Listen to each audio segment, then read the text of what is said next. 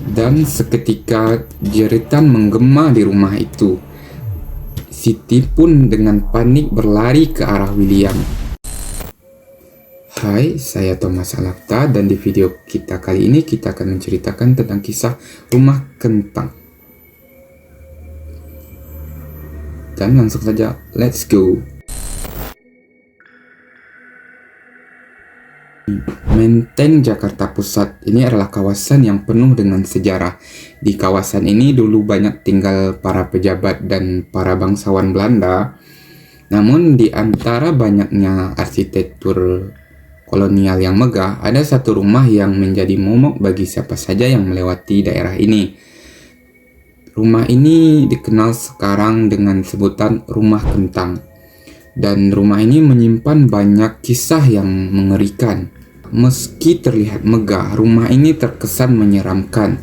Catnya yang sudah pudar, jendelanya yang sebagian sudah pecah, dan halaman belakangnya yang dipenuhi rerumputan liar terkesan membuat rumah ini seakan ditinggalkan waktu.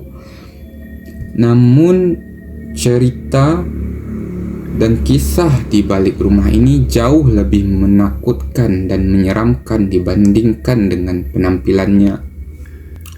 Pada tahun 1932, rumah ini dihuni oleh keluarga Van der Meer bernama Tuan Johannes. Dia adalah seorang pedagang kaya yang sering bepergian ke luar negeri. Dia tinggal bersama istri dan anaknya. Istrinya bernama Alice. Dia adalah seorang wanita cantik dan anggun, namun Alice ini cenderung pendiam, dan anaknya bernama William. William ini adalah bocah berusia 5 tahun yang aktif dan ceria. Dia menjadi pusat perhatian di keluarga ini. Pada suatu malam, seperti biasa, rumah ini dipenuhi aroma kentang rebus. Siti, seorang pelayan lokal yang bekerja di rumah ini, sedang memasak di dapur. Sedangkan William yang penasaran dengan pekerjaan Siti bermain ke dapur, meskipun Siti sudah melarangnya. William yang sedang bermain dengan boneka kayunya tidak memperhatikan di depannya ada genangan air yang licin.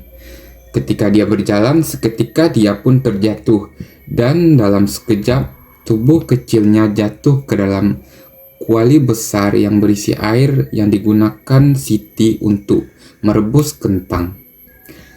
Dan seketika jeritan menggema di rumah itu.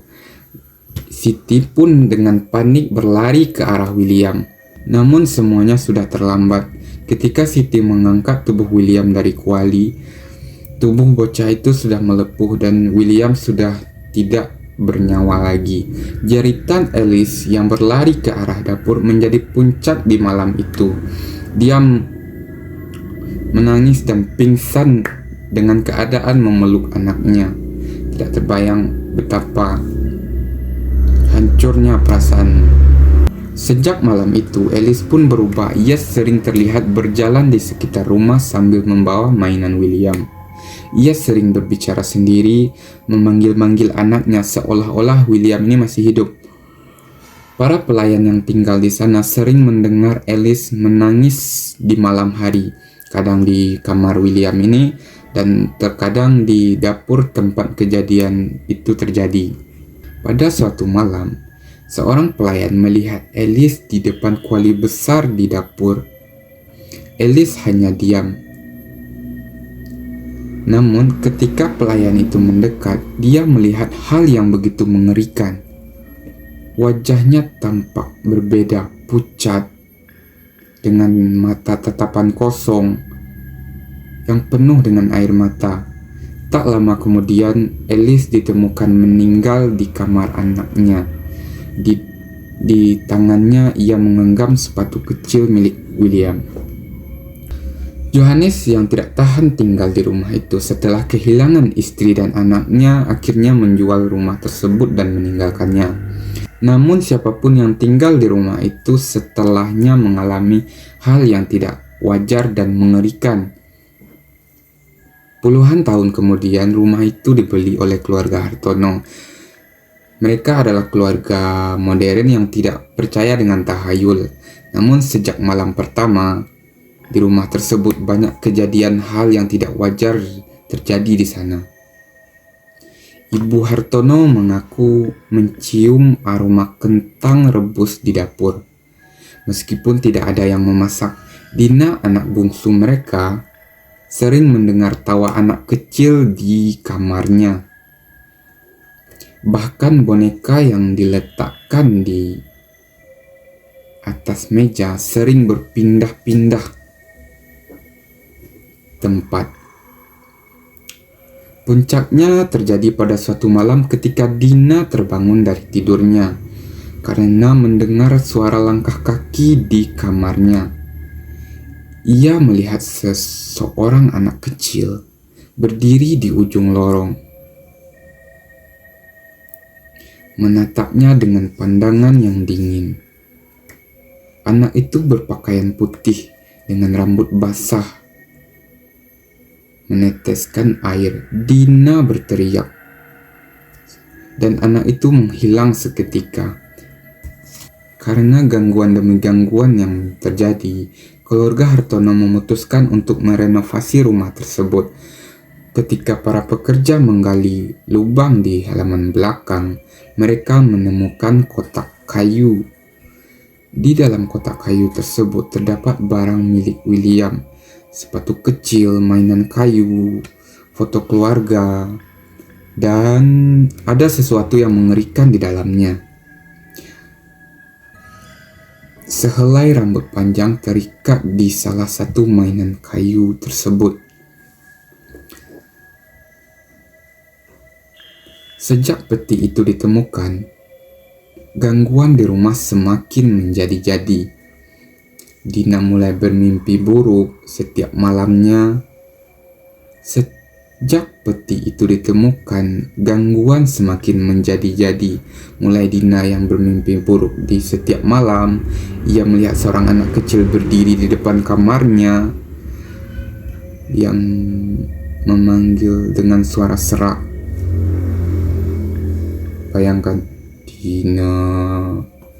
Dan Pak Hartono juga mulai melihat bayangan wanita berjalan di sekitar rumah, seringkali menuju dapur. Dan pada akhirnya keluarga Hartono memanggil seorang paranormal.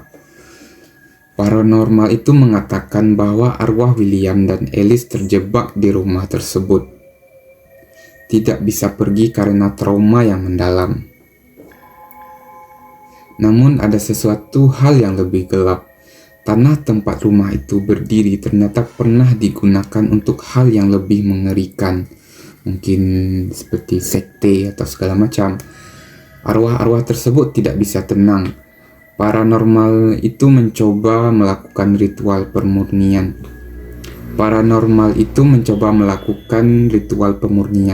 Namun gangguan tidak pernah benar-benar hilang. Keluarga Hartono akhirnya meninggalkan rumah itu, membiarkan kosong seperti sebelumnya. Kini rumah kentang itu tetap berdiri di menteng. Setiap malam, terutama saat bulan purnama, orang-orang yang melewati rumah itu mengaku mencium aroma kentang rebus. Beberapa saksi bahkan mengaku mendengar suara tangisan anak laki-laki dan wanita. Rumah itu menjadi saksi simbol tragedi yang tidak pernah selesai. Tidak ada yang tahu apakah arwah William dan Alice dan akhirnya bisa menemukan kedamaian, atau apakah mereka akan selamanya terjebak di rumah tersebut, menyimpan kenangan pahit mereka. Dan itulah video kita pada kali ini. See you next video.